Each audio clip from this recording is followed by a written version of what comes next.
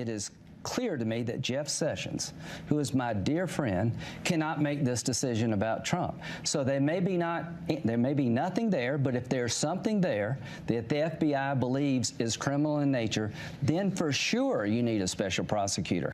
Earlier this morning, Attorney General Jeff Sessions briefly spoke with an NBC reporter. Well, I have not met with any Russians at any time to discuss any political campaign, and those remarks are unbelievable to me and are false, and I don't have anything else to say about that. What about so thank you. Well, their significance is that it shows how we have to have an open public investigation of Donald Trump. And to paraphrase Richard Nixon, people have got to know that their president is not a traitor. The Intelligence Committee chairman in the House, Representative Nunes, has already said, well, I haven't seen anything. I haven't seen anything. Of course, he hasn't started his investigation, but we don't need to have the intelligence committees, which meet in secret, investigate this, and we don't need a special prosecutor. What we need is a public investigation, beginning with getting Donald Trump's tax returns, not only the ones that the IRS has in its possession and that they can subpoena from Trump if he hasn't destroyed them, but also those that he's had to produce in litigation around the country, have the staff of the Joint Committee on Taxation review those so that we know how much money Trump got from the Russians, which Russians, who he's paid interest to, who he has business partnerships with. And notice how desperate Donald Trump is to make sure we do not investigate this.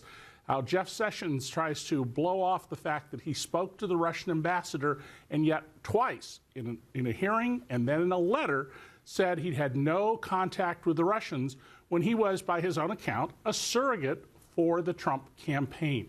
But the Washington Post polled 19 of the 26 members of the Senate Armed Services Committee, on which he serves, and none of them said that they had met with the Russian ambassador to the United States, David. Well, yes, and I think it's very significant that he was later asked in writing another question, and his answer was one word: no.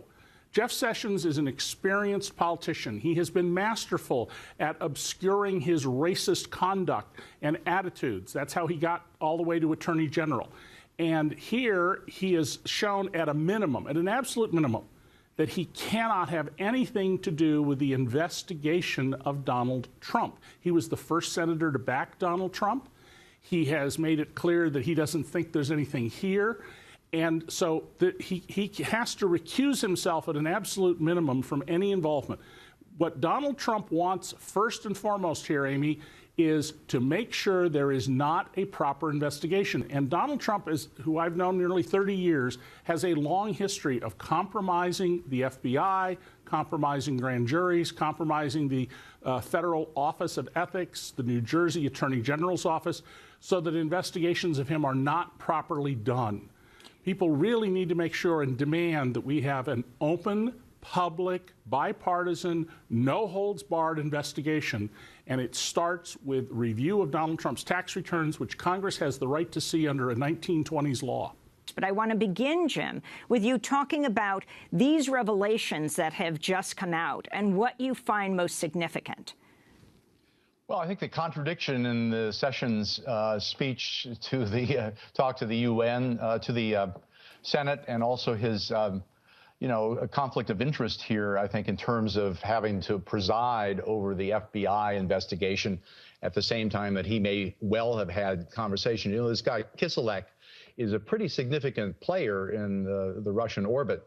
You know, he was the fellow who had the conversations with Flynn that got Flynn into trouble. And the Russians have said themselves that they had all kinds of contacts with the Trump team. So here we find Sessions trying to draw this kind of phony boundary between what he does as a senator and what he does as one of the leading foreign policy advisors to the Trump candidacy. So I think, you know, this just has an odor of impropriety to it, and he ought to recuse himself. I don't know whether the answer is a special prosecutor or some other approach, but I do think that he's basically discredited himself. And you also have the New York Times expose today that we just talked about in the headlines. The New York Times reporting the Obama administration scrambled during its final days in office to preserve evidence of Russia's collusion with the Trump campaign. Citing unnamed former officials, the Times says Obama's aides left a trail of evidence across different government agencies to prevent the incoming Trump administration from covering up or destroying the evidence. The trail including passing sensitive information to Congress, keeping evidence at a relatively low classification level so a number of people could see it, also sharing information with European allies. I mean, you have situations like, the NSA picks up a lot of information and it's not culled through, but they started to go through it, gather that information, categorize it, and start to disseminate it. The significance of this.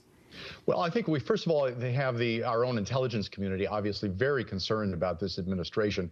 But the second thing that I picked up from that report, Amy, was that we have the Dutch, the UK, the German agencies as well, basically beginning to corroborate some of the elements of the Steele memorandum, which, came out originally last summer.